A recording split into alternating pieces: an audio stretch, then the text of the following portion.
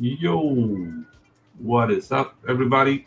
Um, Hi, my name is Pedro. I'm an animator of 20 years of experience. Yeah, I should introduce myself every time. This feels weird. But yeah, uh, I got this thing called the Animation Dojo, and we give classes every Tuesday. So, whoa, okay.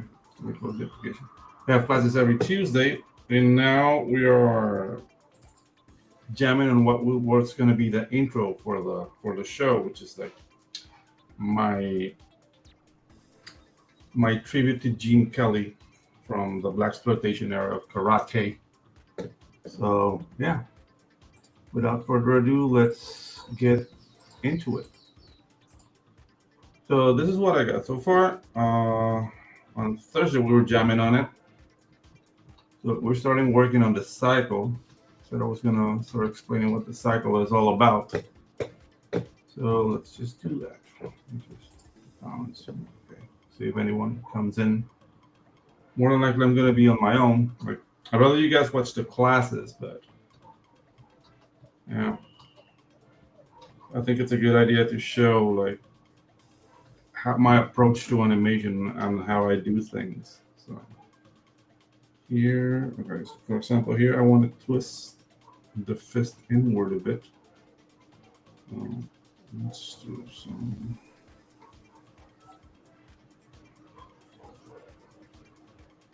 Look at this.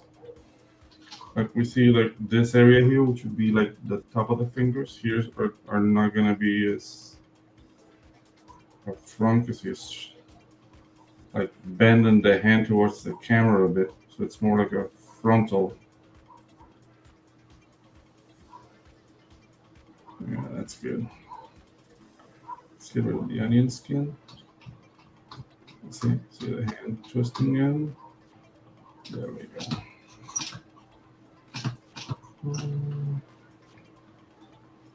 Knuckle, knuckle, knuckle.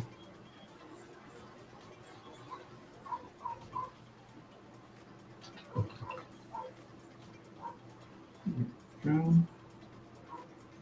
A little bit of finger action here.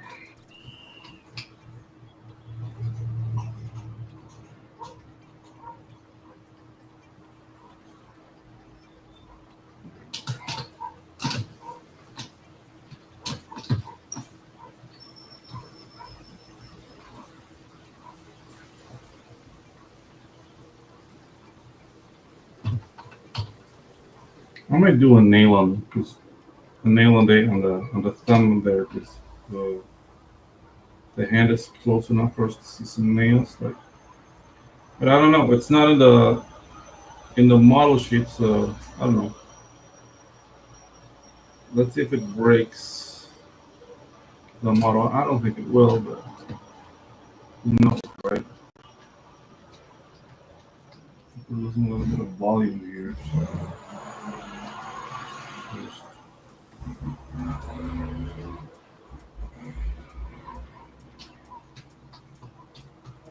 that's better.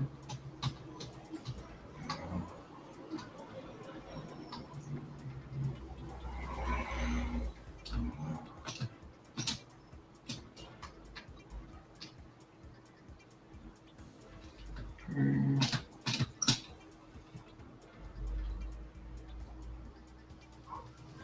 And then goes a little bit lower here.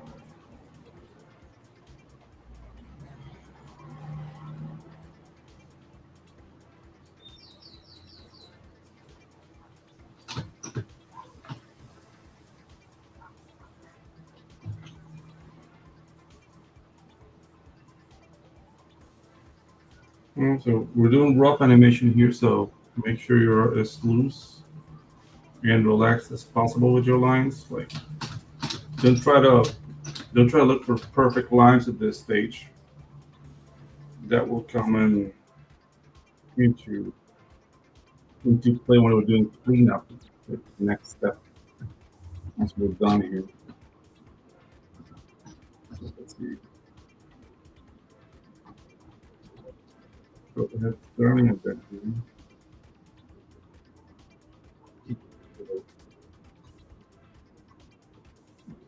go a little bit down.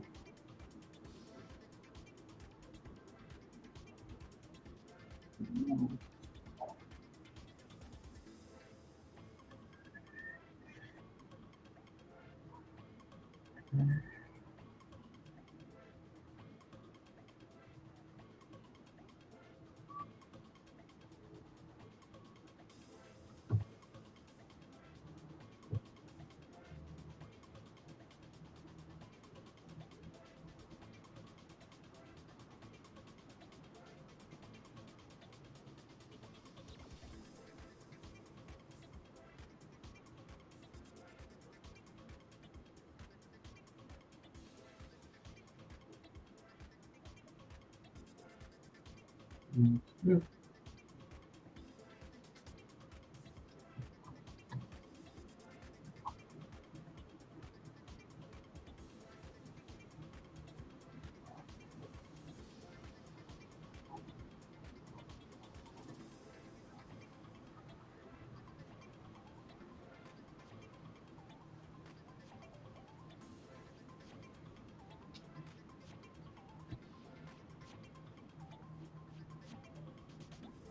a little bit of volume. So, let's handle it.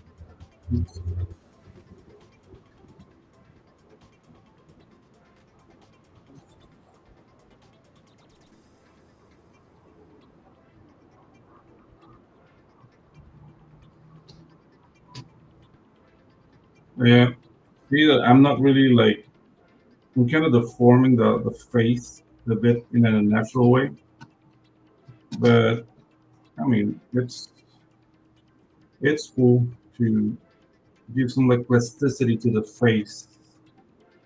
Remember, like in animation, you need to exaggerate a lot, convey, to communicate what the character is feeling or doing. And in this case, he's just like very intent on the savagery of his key eye. So keep that in mind. That don't be don't be like too afraid to deform your character. But I mean, it will reach a point where it becomes ridiculous, and then you can like dial it back.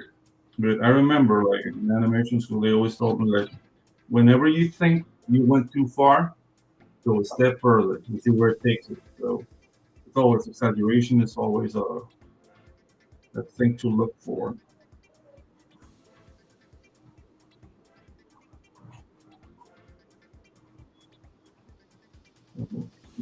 The volume here,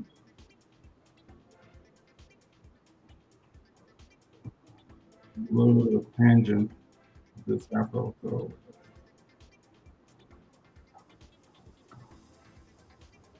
let's play the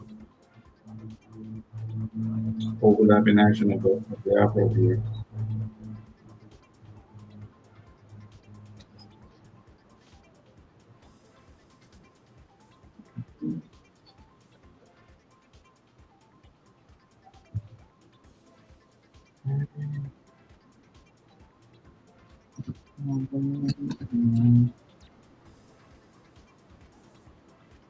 We can figure it out a little bit from the depth right here.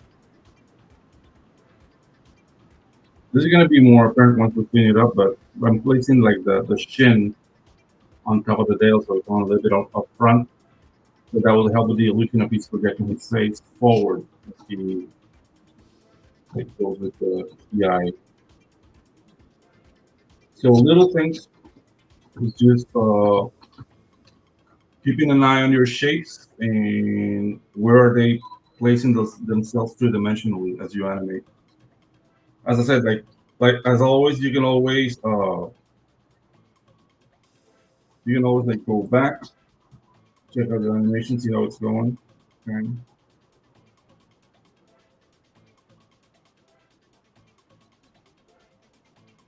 Right.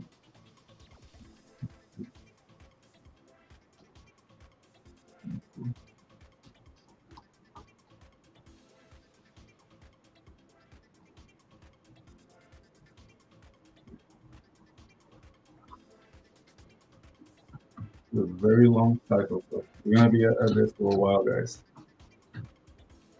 So let's project this next to the front. So this line is something that looks like this.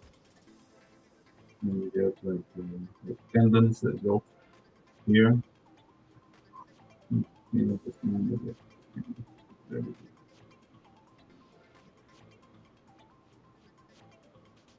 go. Gonna bring this line up a bit too. Mm,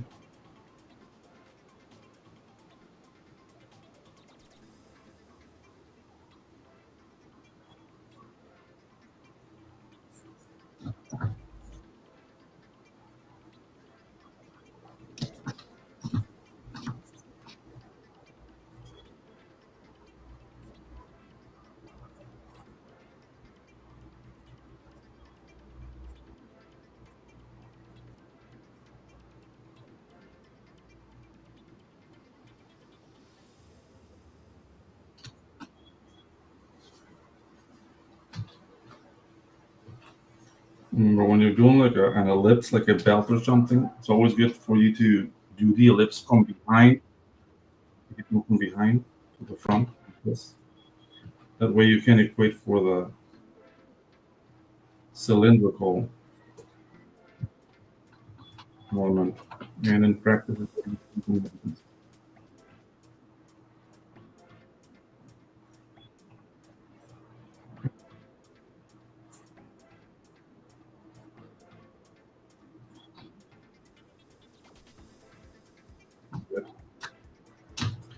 okay. This arm's way too low.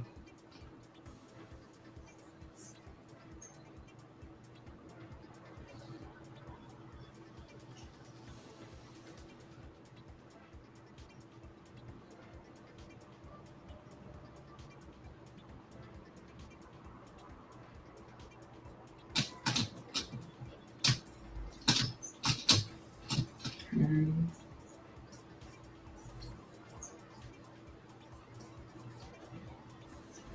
So guys, on Tuesday we're gonna be doing the jump exercise. So we're going to look out for that. Very fun exercise. You will get to apply the principles of overlapping action and follow through with a character. Like in the channel, the flower sack exercise is already there, which is like the first exercise with the overlapping action. But with the jump, you get to design your character and then make it jump. So it's a little bit fun. We're gonna review how to produce a model sheet from scratch. Like there's a lot of things that go into model sheet creation. As an animator, more than likely you won't be doing model sheets, but you need to know how to read them, right? So more than likely the design department, which are animators also, will be doing like the models and discussing with the director and the producers on the look for the show. And, but as animators, you need to know how to interpret other people's work. So we're going through that, and then we'll explain like the how to proceed to do a jump.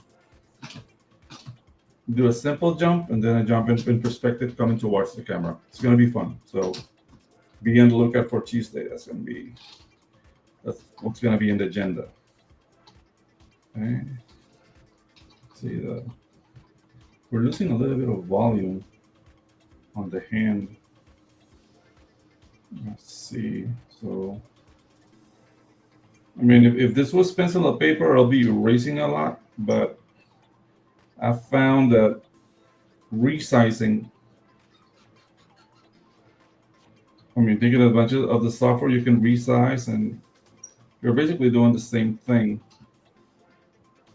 So yeah, this hand is smaller. And then once you go to do the cleanup, it's gonna make your life easier. So yeah, yeah, that looks a lot better.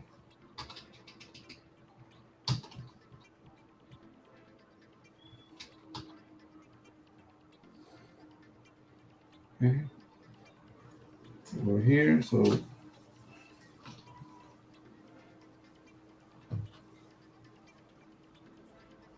see a little bit of the.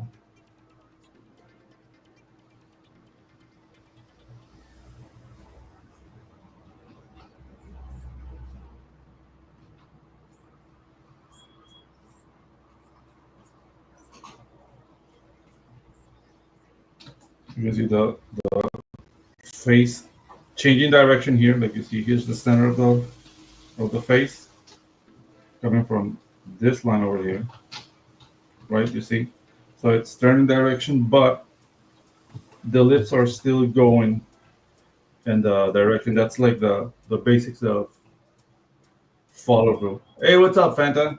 How you doing? Nice to have you here. It's been a while, man. Like I know I'm not streaming with anybody lately, and I miss you guys. But yeah,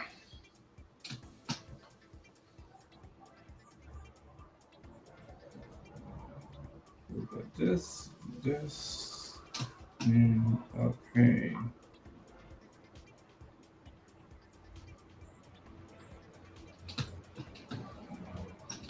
Okay.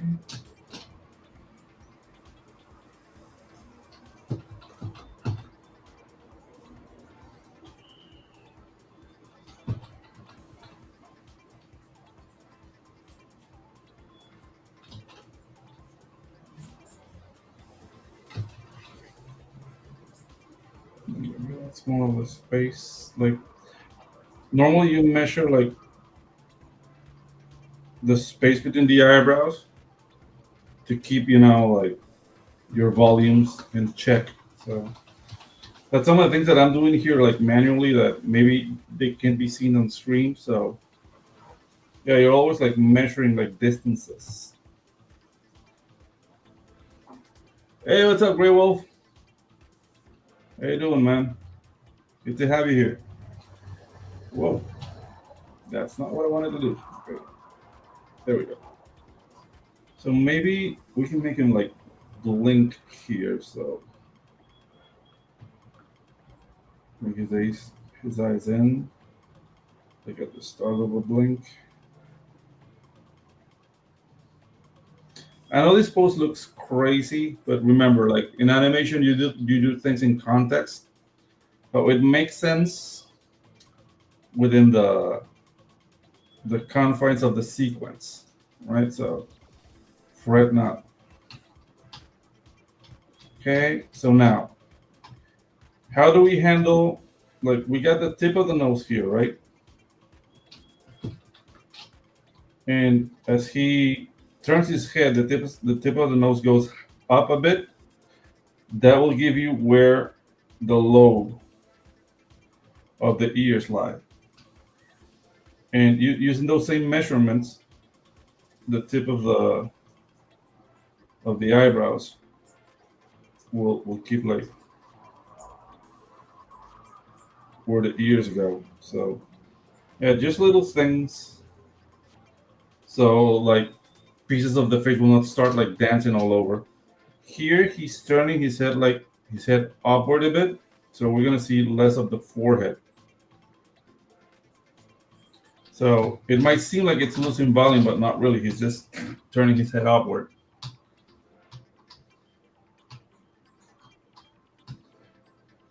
Okay, so here we got the fro doing this. So yeah, we can exaggerate. Actually, I don't like this line is confusing me. I think we should do something a little bit more dramatic. Something along the lines of here.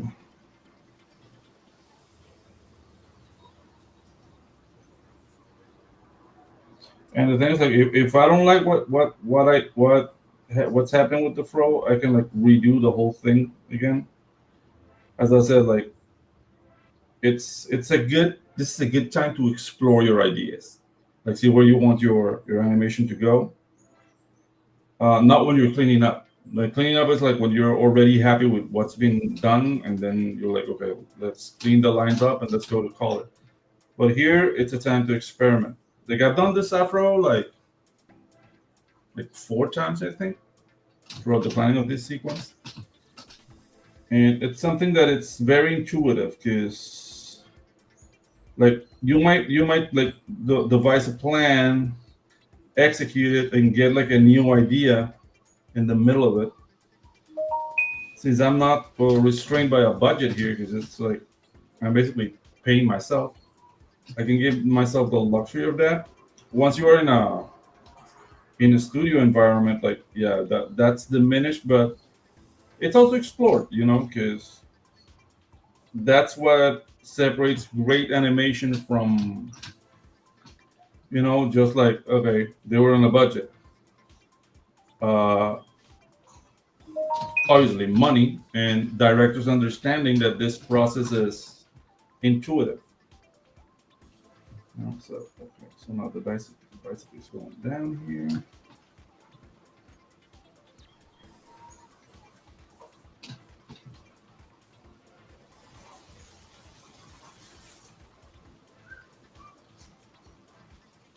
And so it's gonna be moving like ever so slightly. Like you see the center line of the abs. I'm not placing it right on top of it, just moving it ever so slightly to the right, and that will affect the positioning.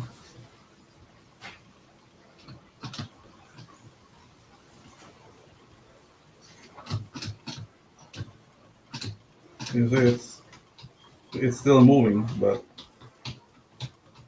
I don't like this line. Like the separation of the pecs here should be here. There we go.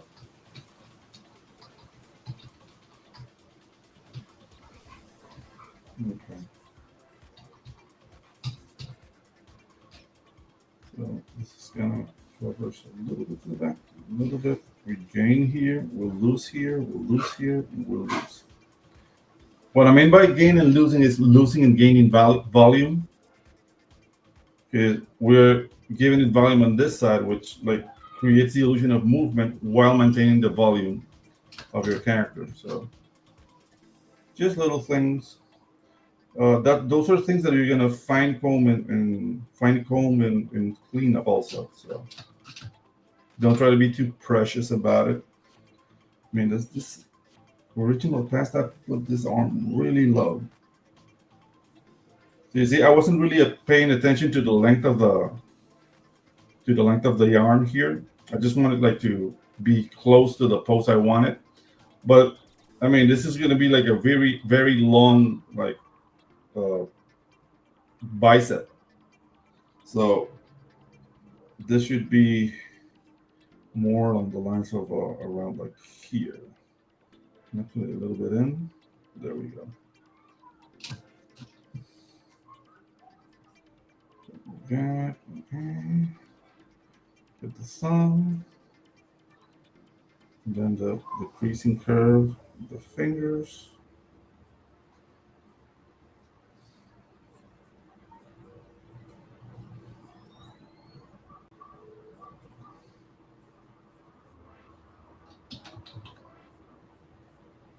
Yeah, something like this.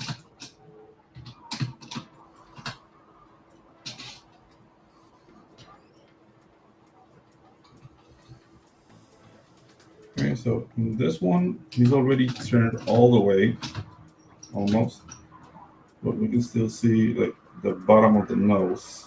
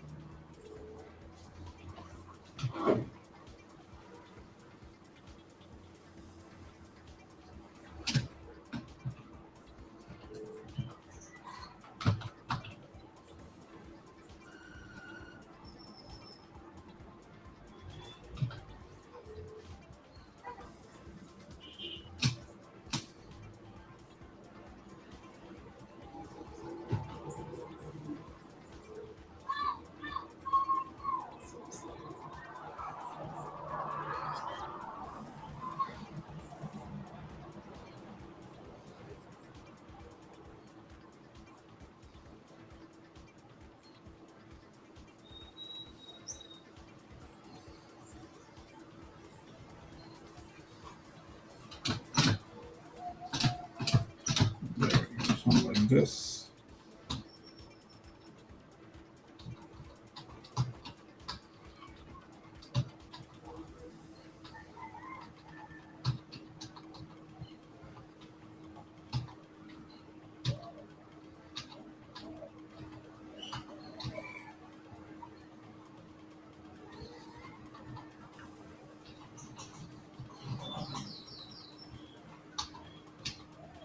I think we're losing volume in this face here. It's this line. This should be more like a profile of the head as he turns it a bit.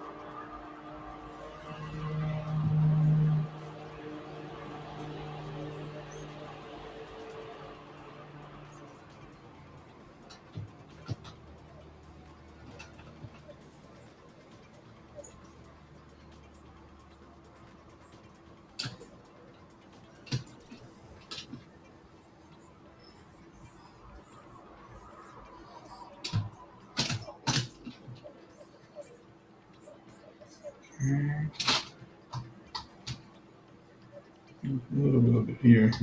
Yeah.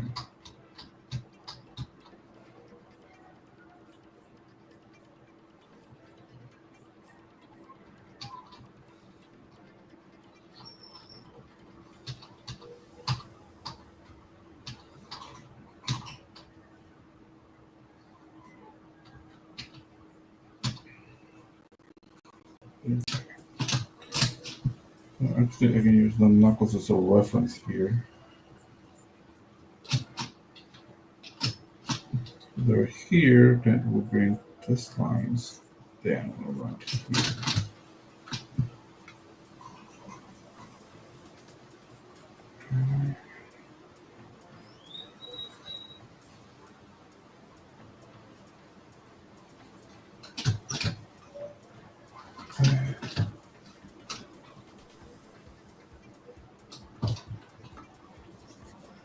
The thumb is almost in the same position, but not really.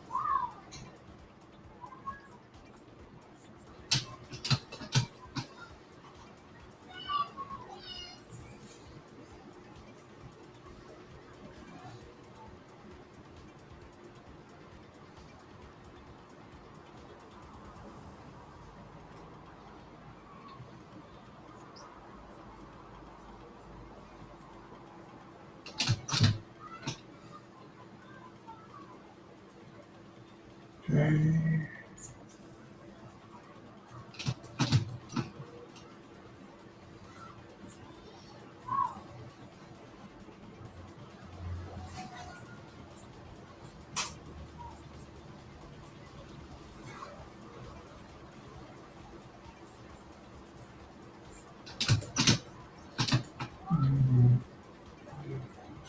Opposite.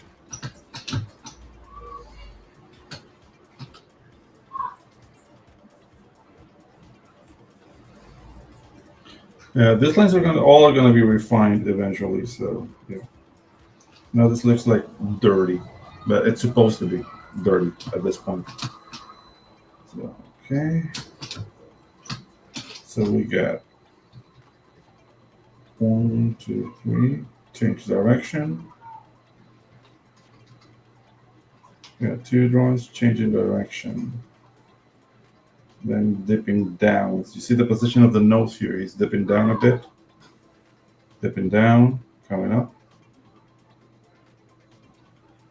Going to this right. Dipping down. Up. Okay. Yeah, we got it. It's a nice like figure eight thing he's doing with his head. So I was just checking that before I went any further with the cleanup. So he's changing direction here. So we're not gonna see the underside. Let me go closer. So here we're seeing like the underside of the nose. This is like tilting up.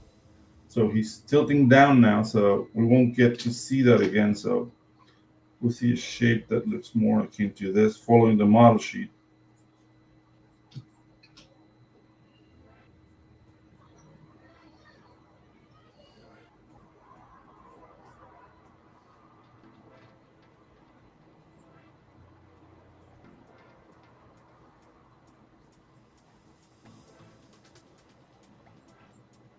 Say he opens his eyes again.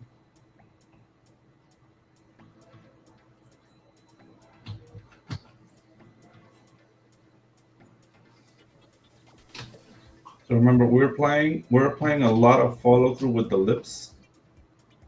So let's make the lips,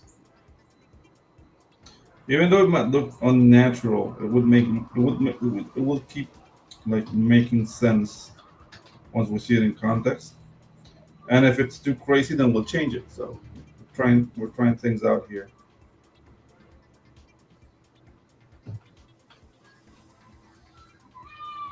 So I'm trying to find what's in front and what's behind. So here we'll see this shape of the lips.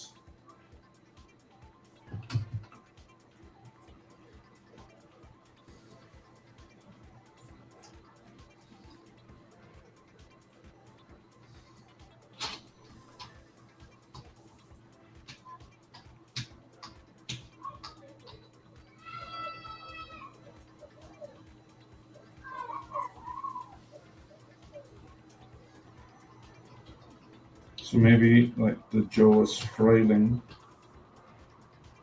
a bit. As I said, keeping with the idea that the face is almost like a plastic scheme or something.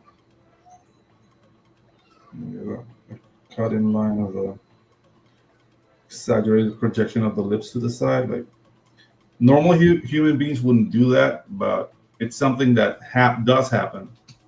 I'm just exaggerating it.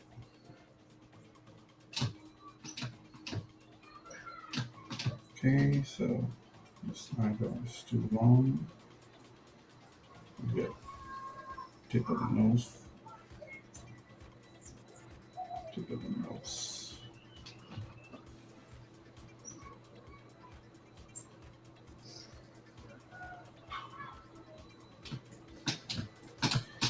And okay.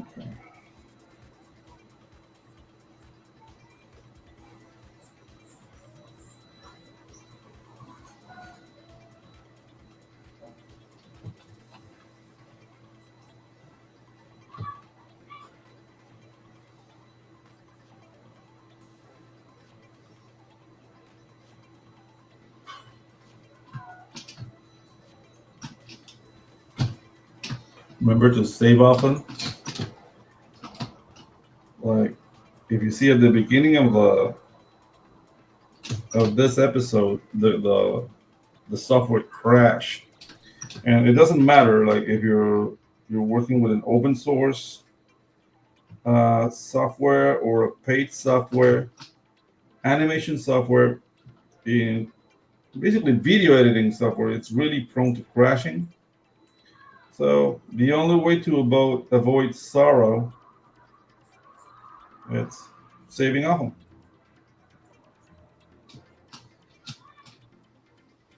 If you don't, then yeah, you'll be a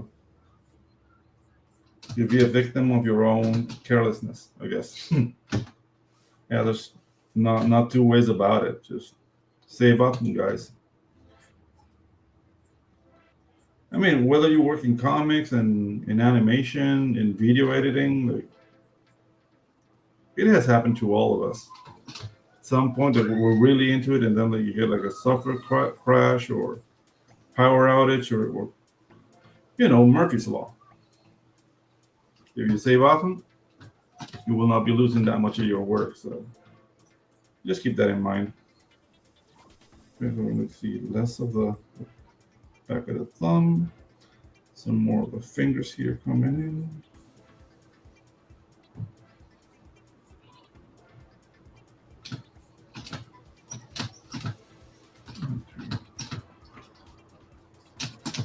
I'm always saying don't work with the onion skin turned on, and that's exactly what I'm doing. So yeah.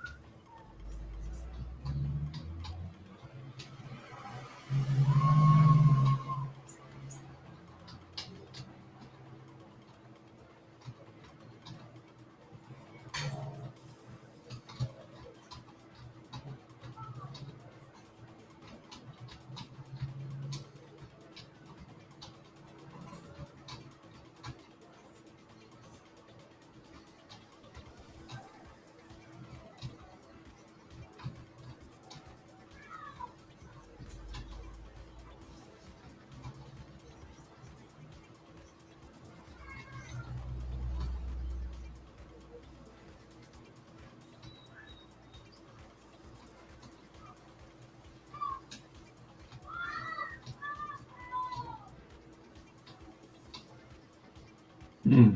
So we're kind of gaining volume here. So grab all this and bring it in. Yeah, that's a lot better. This line in the apps here is not working for me. Let's clean it up a bit. So now it's better. And first,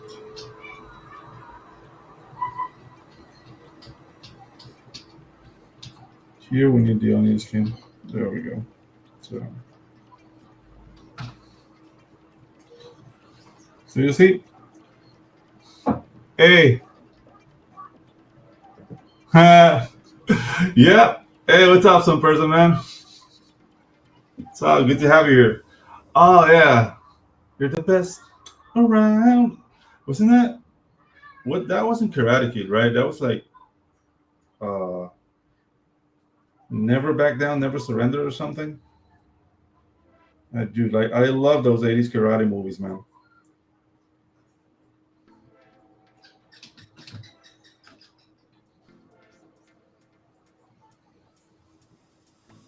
I don't know. I always feel a Karate Kid. Yeah, there you go. Yeah, I always feel like a big victim of that era was Eric Roberts, man. Like he did like a bunch of those karate films, and He's just forgotten by history, man. I don't know.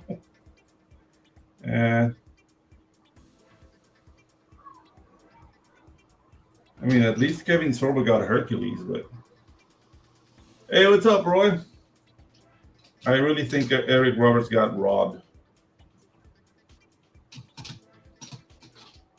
Okay, so you see, I got distracted, and this fist is too small, so this is just that.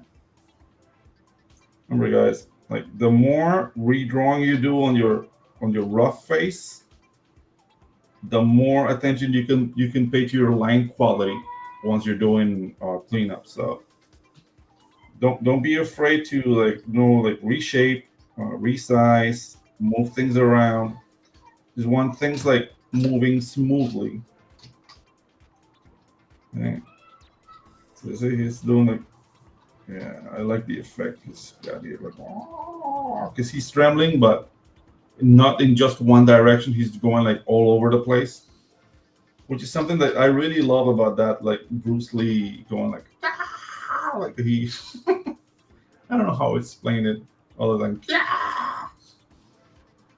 like in Enter the Dragon when he like stomped on the guy on the floor. Dude, that was the epitome of cool, man. So here we got the tip of the nose here. Got the lips. Let's make the lips just like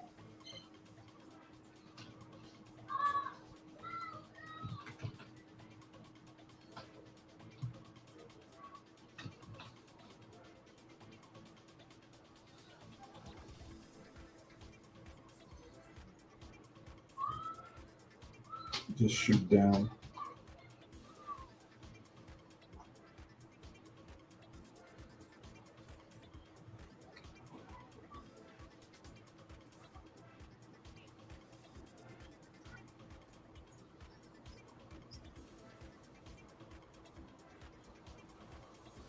Yeah, those.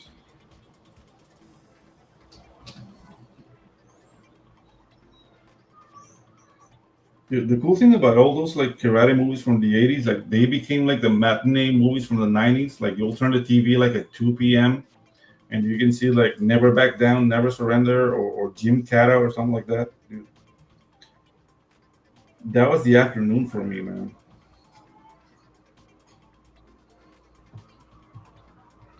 Even though I do appreciate like the modern era, like martial arts movies, like I don't know, like Jet Li's body of work, or what Jackie Chan did, like when Jackie Chan became like a huge star.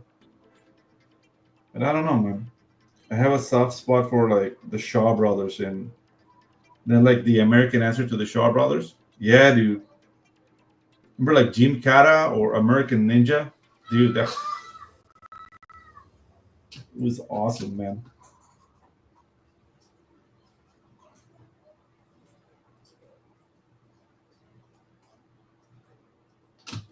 Okay.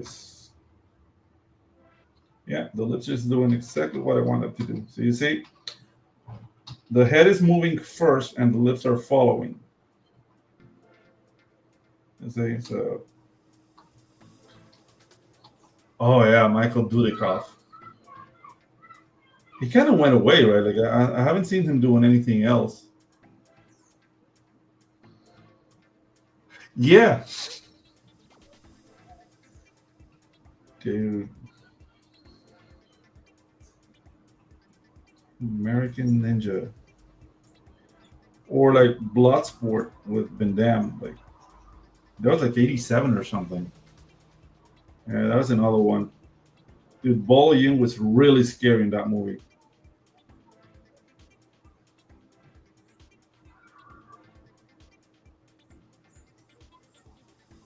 And Bolo Yin is from the Shaw Brothers era. Like he was really young, but he was in some of those like Shaw Brothers, Shaw Scope.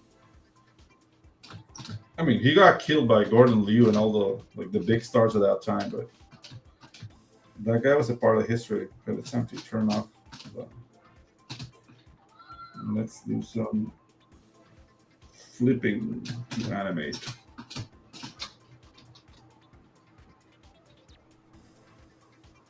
Oh yeah, that's the thing. Like every genre, like at some point it gets like wasted, and it's like okay, next, and then I don't know, like what came after ninjas? Like I don't know, maybe nothing. Like people who are into like ninja movies, they stay there. It's like being a horror fan, you know. So it just dips a bit here. So here, bring it down a bit.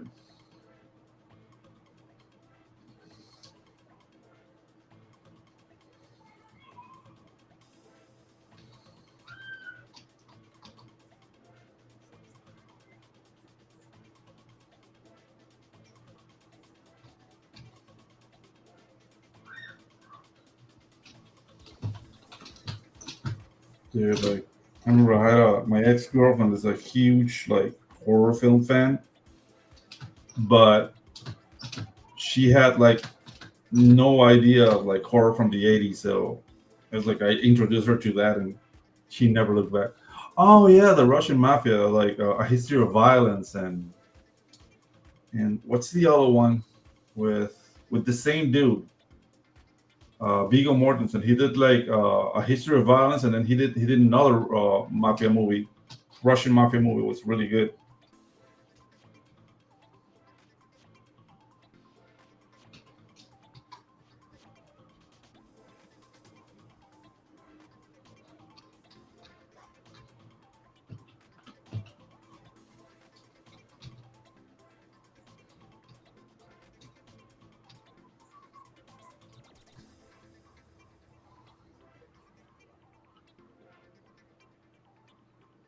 Oh, yeah, but that's more of a, like a 2000 thing.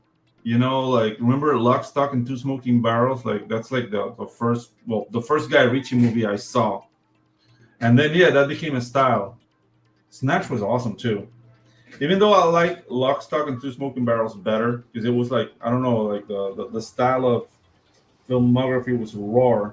I don't know. Snatch seemed a bit polished to me. Like no, knowing Guy Ritchie's work, though Brickdove is an awesome character, man.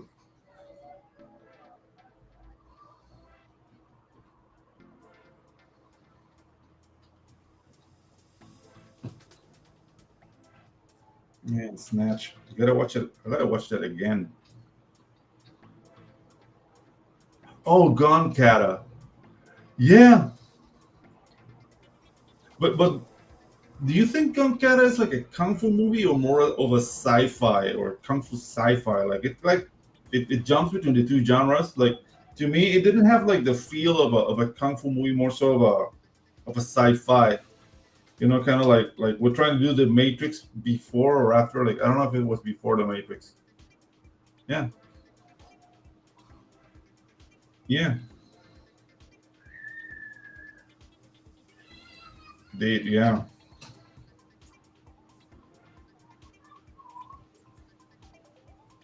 Gun Cat is another good one. Like I remember like this Mila Jovovich trying to do like a Matrix style movie called like Ultraviolet. It was really bad. Like I didn't like it. It was too CGI. Everything looked like very plasticky. But yeah, like Gun Kata like started that genre. Like, well, actually, no, not Gun Kata. Like the Matrix started that style of like sci-fi kung fu. But I mean, they did get that a guy from Hong Kong to choreograph the fights. So because there's the pedigree, right? Okay, so we have the fist going in.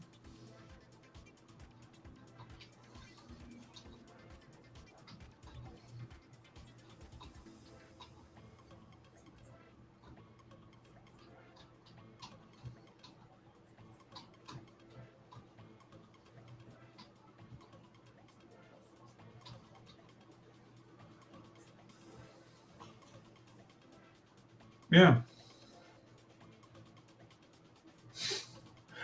yeah. But dude, John Woo, like with his birds, like he defined the style. Like that early 2000, like it was all John Woo. Like the whole like slow mo thing.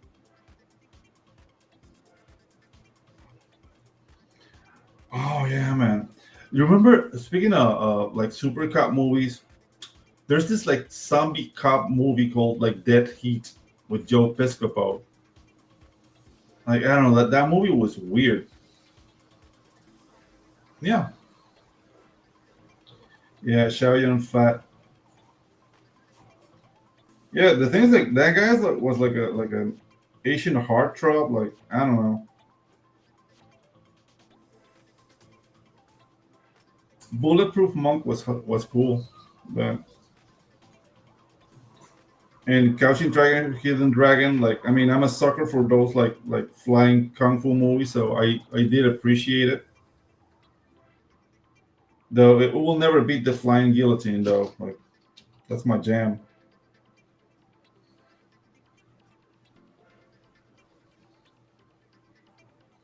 Yeah, dude. Chow Yun Fat.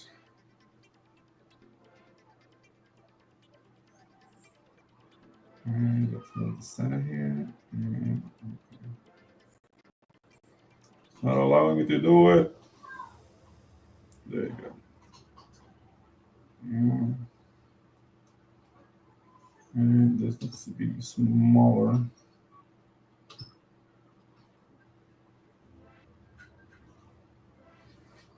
There we go.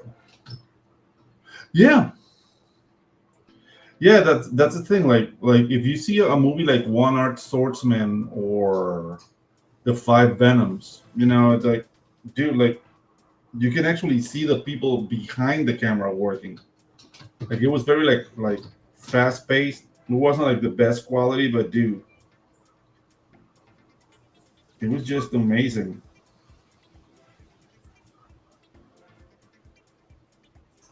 Very different from what like Japan was doing with movies at the same time, which I seem it seemed to be a little bit more polished and had a different flavor with the whole like samurai like Hattori Hanzo and all those movies like Shogun Assassin and whatnot.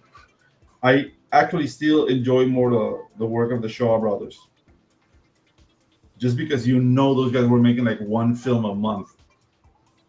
Yeah,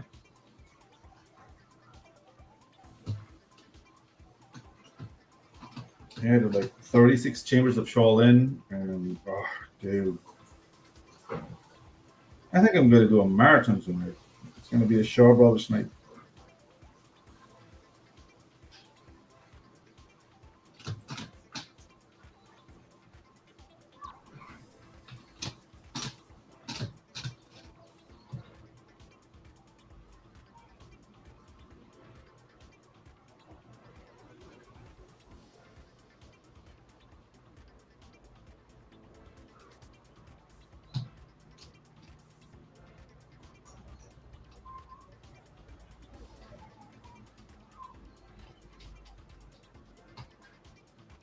Okay, so from here he goes up. Okay, so here we're gonna see the bottom of the nose. You see some nostril action.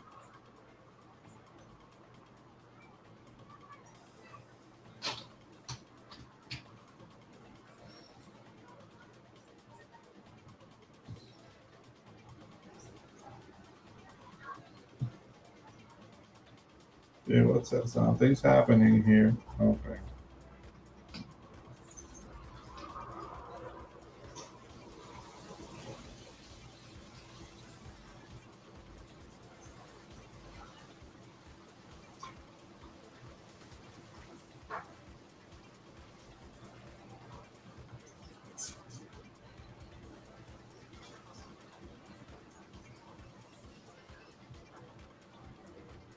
Yeah.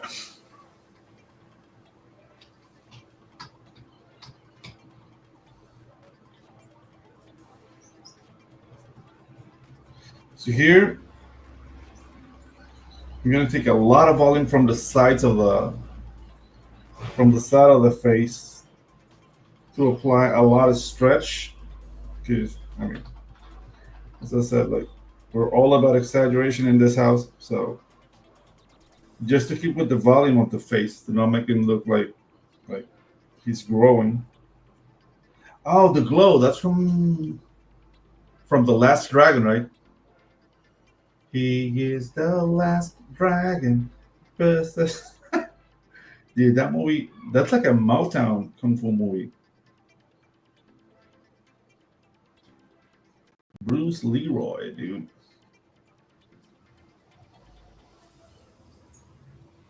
Even though that movie is like cheesy as hell, I have to say I didn't. I enjoyed it.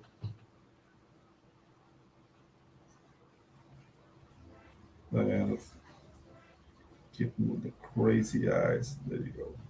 Oh.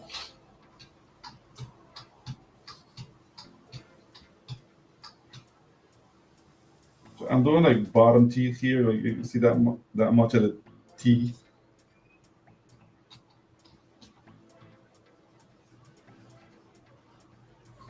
So the ears are gonna be also deformed a bit to accommodate the stretch. Yeah. Oh yeah, dude, I remember that.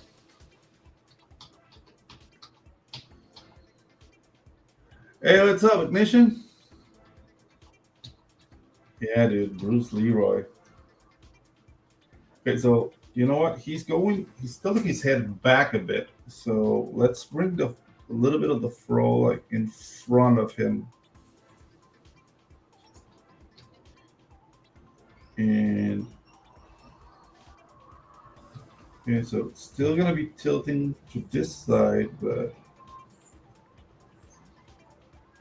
as I said, I'm not that convinced with the fro. Oh, really? Like the boy who played Bruce Leroy? Oh man. But yeah, like I remember like early UFC days, like that was the Wild West. Like they would get like sumo wrestlers against like Hapkido guys. Like yeah, dude, that was dangerous.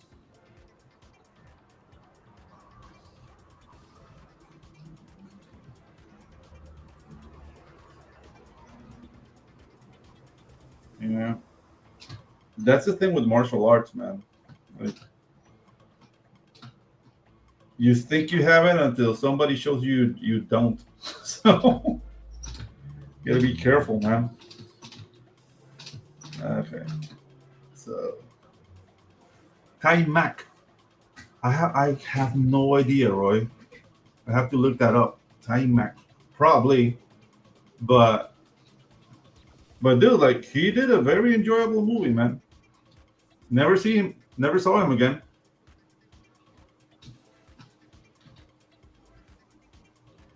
It was like a really weird time in music. Like it was like all like Michael Jackson and El DeBarge and all that androgynous scene in music.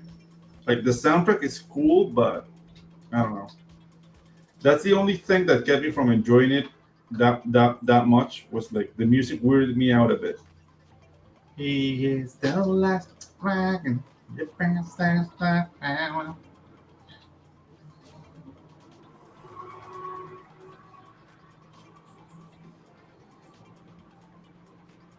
Yeah, everything was very like I don't know, like Rick Jamesy, and Rick James always weirded me out. Even before I knew all the whole thing about the cocaine and burning ladies with a dining knife and all that.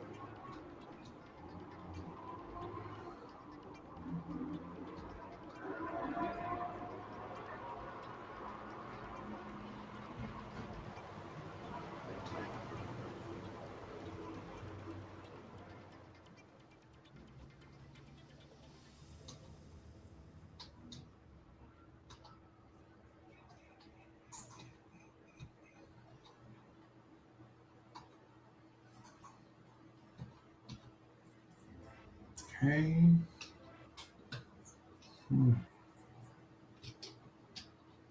no, this line is too straight. So to the side of this. Let's erase this.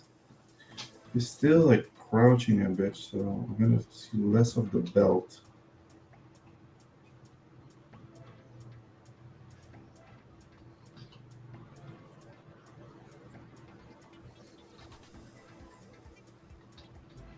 Hmm. This just is, I went too low here. Let's bring it up a bit. Yeah, still down, but not that. There we go. Better. Um,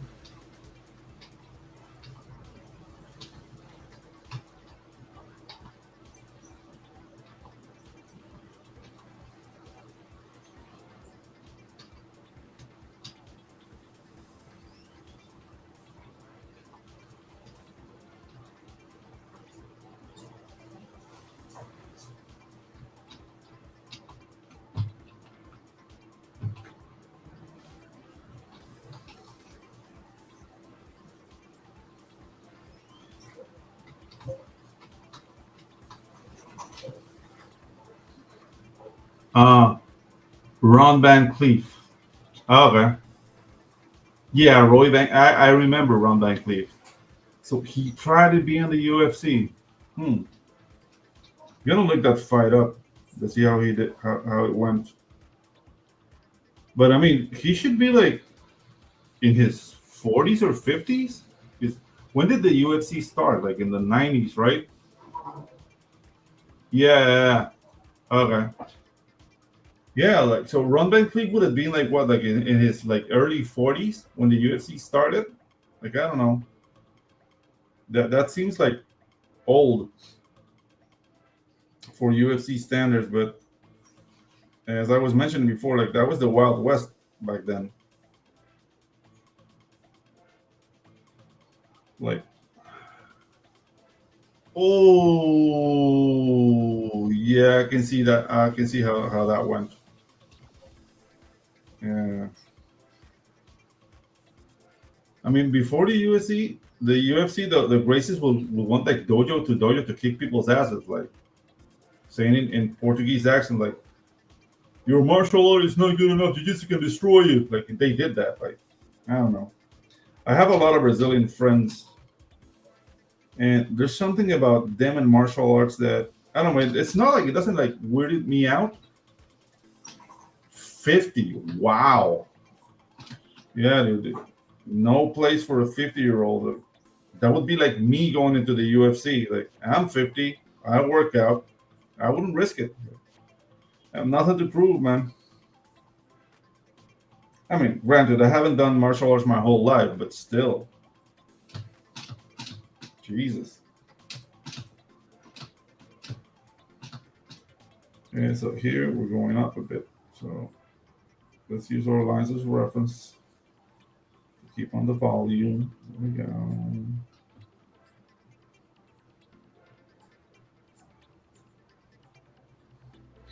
And the thing is, like this whole sequence is on. Well, not this part of the sequence would be what accurately what I'm trying to say. This part of the sequence is all on once, so you can like give yourself a little bit of leeway, but not that much. So as much as you can, try to be like as accurate as you can when doing the animation. That way, your cleanup is not going to be that much guesswork. For example, here the deltoid was lost a lot of volume. The movement is more imperceptible. It would be something like around here. He's moving his arm down.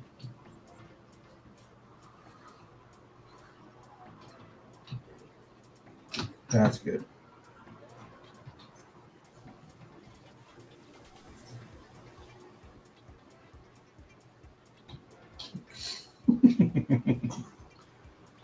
Dude, I don't know.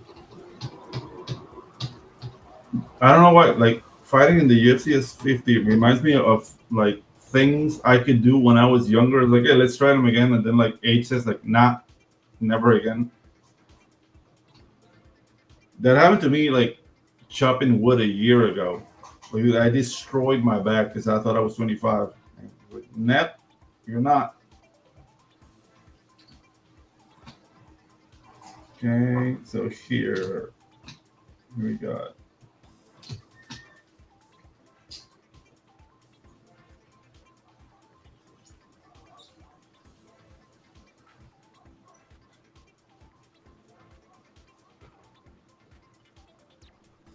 51. Wow. Whoa. Now, oh, speaking of which, I'm gonna be 51 this month, guys. I don't know how to feel about that. Oh no, dude! Like I do a lot of like core realignment exercises. Cause yeah, I have a foam roller like somewhere behind it. Like, dude, I have to like strengthen my core like with weird looking ab work. And yeah, dude, like I felt better, but I'm not gonna chop 30 blocks of wood, like in one go. Again, and the thing is, like, I can do some of it, but there's a lot of people you can hire around here. It's not gonna be that expensive. And yeah,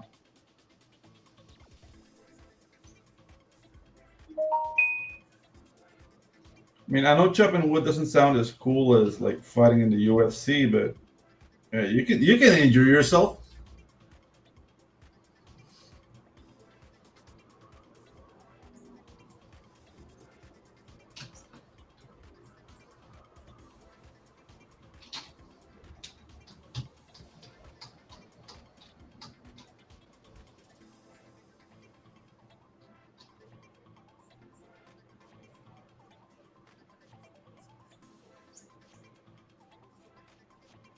Okay, there we go. We got.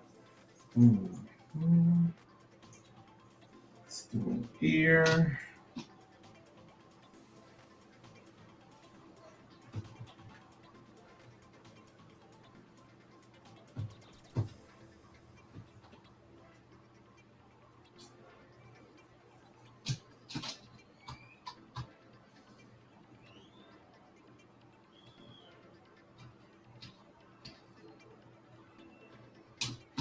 So wait.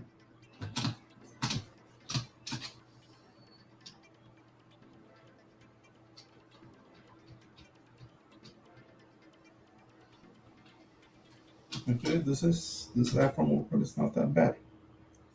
Let's keep it. Okay. But it's gonna be rounder, not as blocky.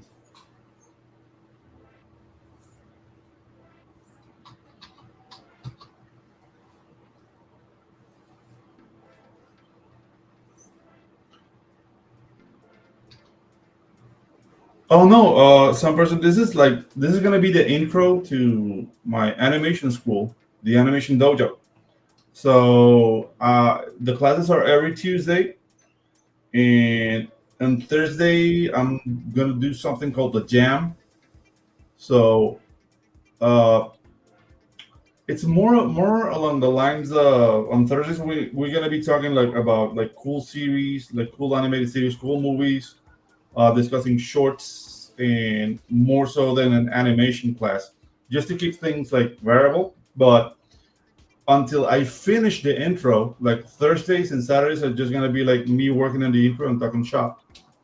But yeah, like classes are every Tuesday at 6 p.m. 6:30 EST, and we already have six classes. We have the bowling ball, the bouncing ball, the blade of grass. We have the flour sack, and we have the diver and board. So if anyone, if you want to learn animation or know anyone who wants to learn how to do this, like yeah, I'm committed to this, man. I want to preserve the craft with the advent of AI and I don't know people taking like all the shortcuts they can get. I really want to preserve the information that was passed on to me. So this is a as good a way as any, I think, and it's a good way to put my name out there, passing on what I learned. Actually, wait, let me see. So here, No, let's start bringing. Let's start bringing.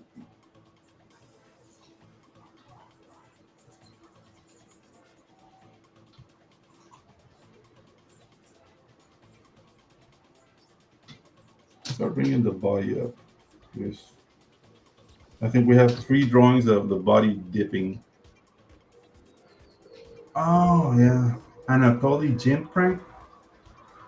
Is that like the guy who does like a Meridote thing, like that kind of pranks?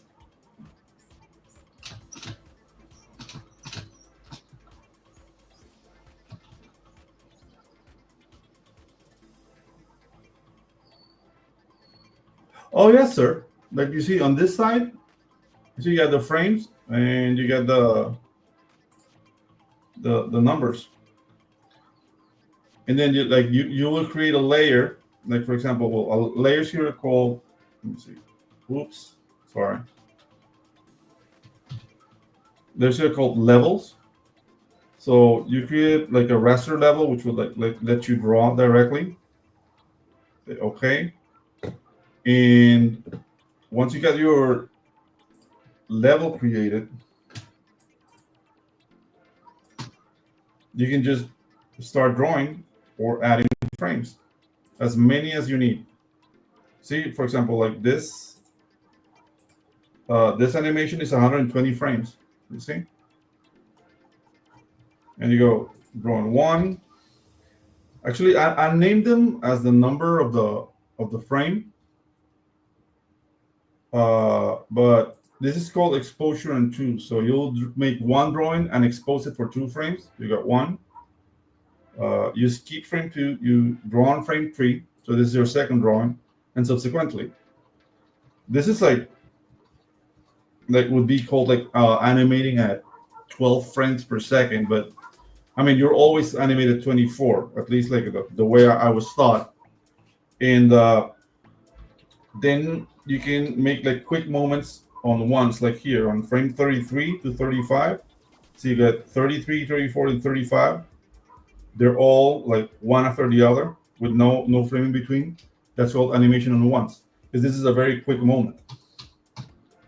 See, he's going from the like he does the build up and then boom when he falls. This is really fast.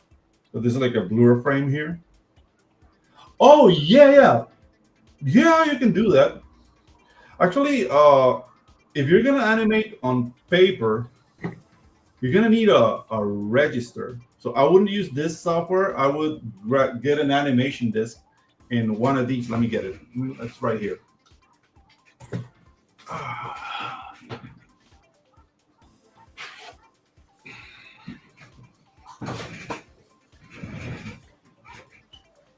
Okay, this is an Acme hole punch right here, and this allows you to basically punch holes like square, circle, square. That's the jet registry, and then you animate like that. Then you get like a serial scanner. You scan them into the software you're choosing, and then you can color them. Or if you really want to go old school, get a Xerox machine and print the cells so you can paint behind the cells. Yeah. Oh yeah. I've seen that Anatoly. Like he's always like with a very heavy mop. Yeah, I've seen that guy. Yeah, so that's the thing. Like I wouldn't like draw here and print because the quality of the drawings here they cater to the screen. So if you print them, they're gonna be very low quality. Like this is basically like uh 72 to 300 pixels, but the files are very small because it takes a lot of space. So, I mean, if you want to do something to print like that and then do it sequentially, I would do it like the old-fashioned way, or maybe use like clip or something like that. But I don't know. Like to me, that's going like forwards, backwards, and forward again. Like I would if you want to animate analogically, like do pencil and paper, get an animation disk, do all your animation, and then scan it. You can clean it up on the computer or whatever. You know. So let's see.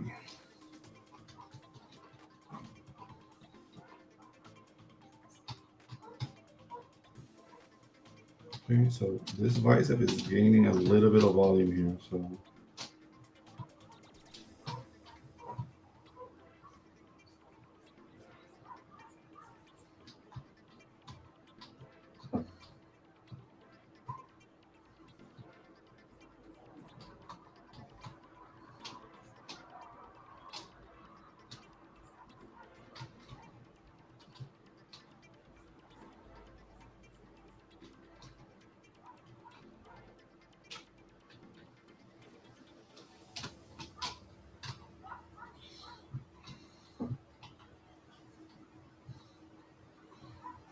yeah, but isn't like that guy and it's only like an Olympic weightlifter or something? Like that guy's like a beast, but he's just like unassuming in his size. But yeah, like very strong guys.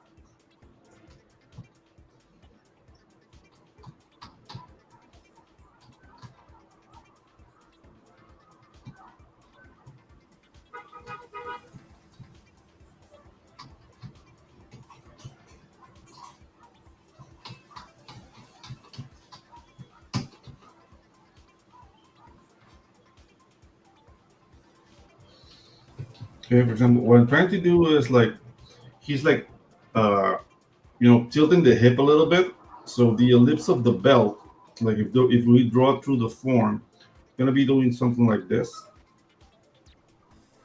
right? So what I want to do here is, you know, use that part of that ellipse that I need to get the proper.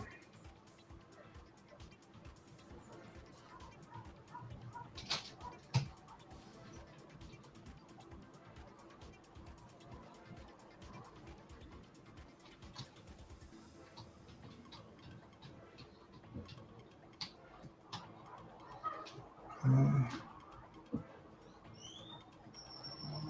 oh yeah. Like I think didn't like well Mad Magazine did something along those lines, but it was just like Sergio Aragone's like small little uh, uh yeah, but doing the flip book like that, it's just like doing the animation. It's gonna be very small if you want to put it on the corner. So you can use a software like this one. Do your animation, print it, and then just uh, let me see if I can show you how it prints. Let me look for it. How a sequence, a rendered sequence looks like. So let me see a work I've done. It would be say Larry Comics. Hmm.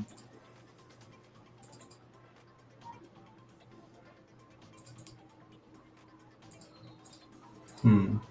Give me 1 second, guys. Like I oh right.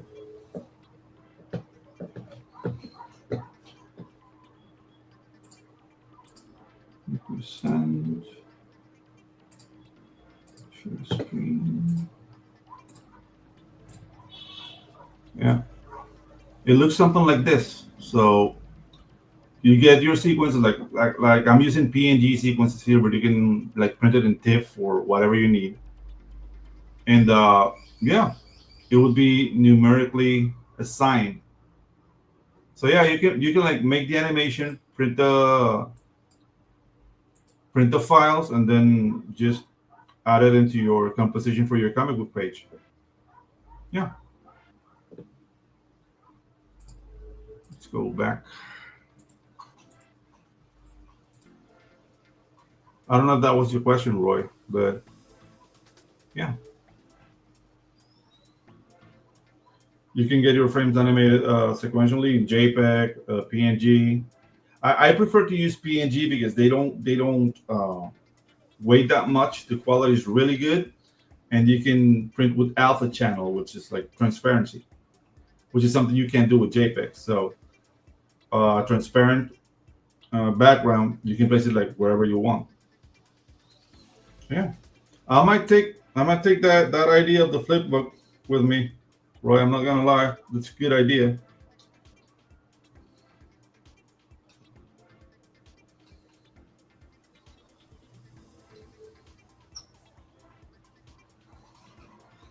Yeah, like I mean, I'm still working on the book. The thing is, like I'm working on art's book at the moment, so that's kind of like put on a stop.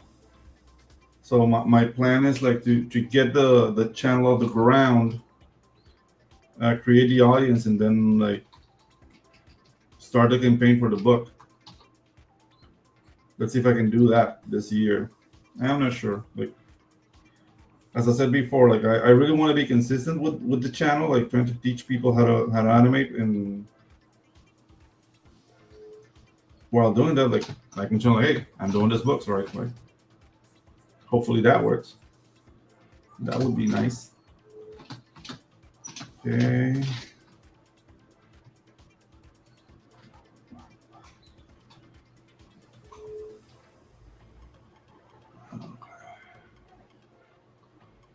Okay, we're going on an hour 30.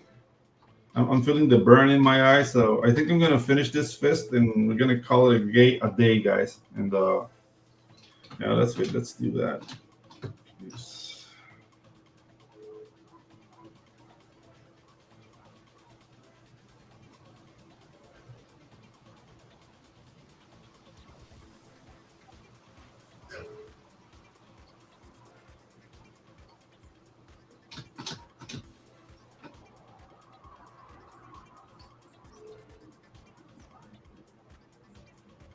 And then I can sleep over whether I'm gonna do a nail on this thumb or not. I'm not sure yet. Oh yeah, the thing is like I'm getting too tired. I'm getting tired. Like I need to sleep like an old man, and topic list is kind of late. So whenever I see topic list, it's like the day after. But yeah, like that would be fun, dude. As I said, I miss all you guys. Like the things like I've been so like not swamped with work because we're all working, but I don't know. I've been like really busy, and I don't know. I've forgotten that I need to stream. You know. Oh yeah.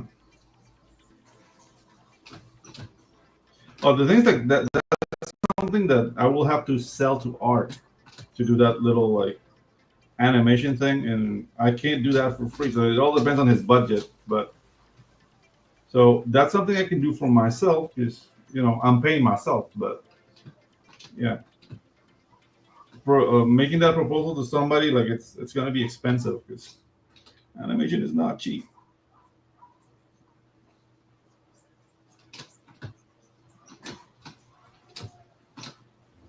Oh yeah. So yeah, guys, this is what we got so far. We're getting there. I think it's gonna be like a couple more sessions. We're gonna have this gone. So I want to show you something that I did a while ago that's akin to what we're doing, but let me see if I can find it. Mm,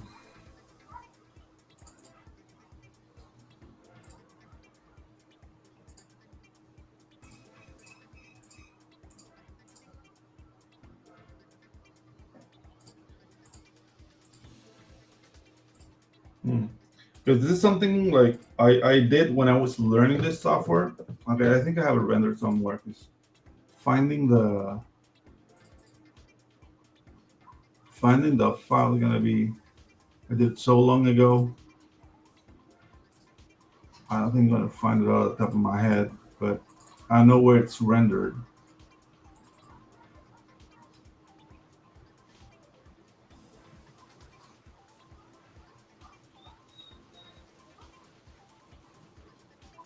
Hmm. Hmm.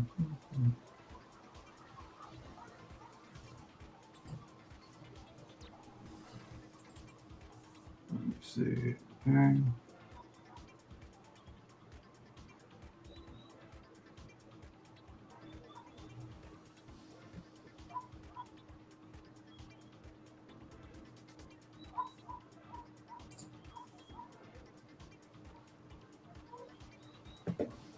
Hmm. Okay. It's not that. Oh, jeez. Oh, here it is. So this is something I animated when I was like starting to like test the legs of this software, and I've learned so much from this point. So, but this is the quality I'm gonna aspire for this project. So let me just, and this is only 5 seconds, but like the brushes are very like tame. I didn't know how to use them properly, and what I did is like three levels of background. So we have the foreground, the midground, which is like this pagoda thingy, and the mountains is another layer, and the clouds is another layer. So I did a little bit of camera movement with the action, and this is what it is. This is really fast, guys. I don't expect like a.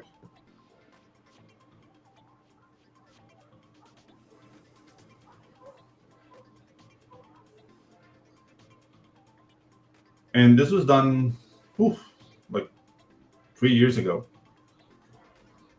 Yeah. Oh,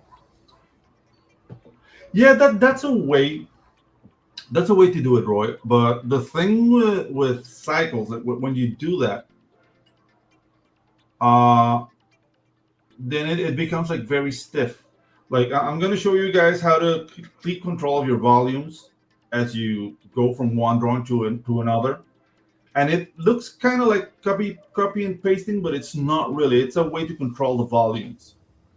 So what we're doing right now, well, not with this, but let me just stop it. It gets boring after a while. What we're doing with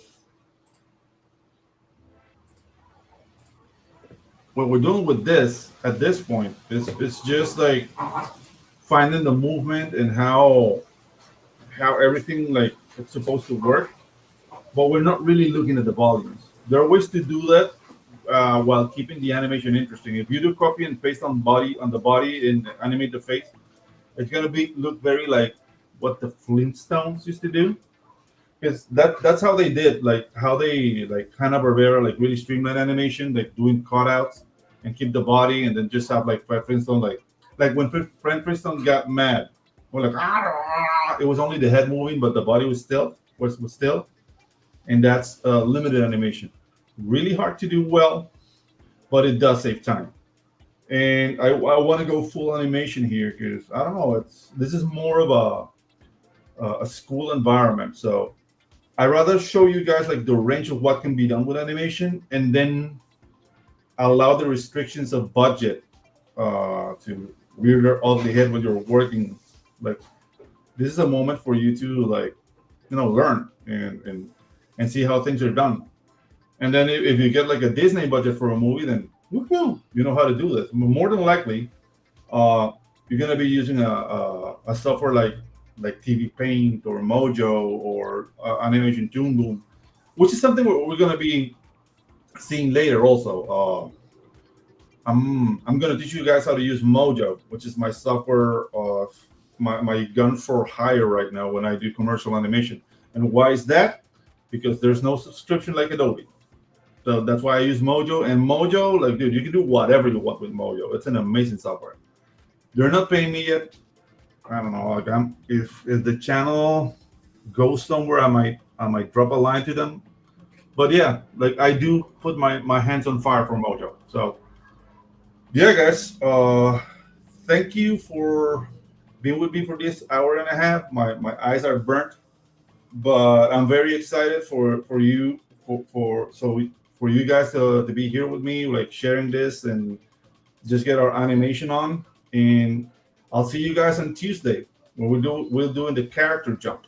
So be on the lookout for that, and have a nice afternoon, night, evening. I don't know what's going on where you are. Here this afternoon, like in the sun on my face right now. So yeah, see you guys next time.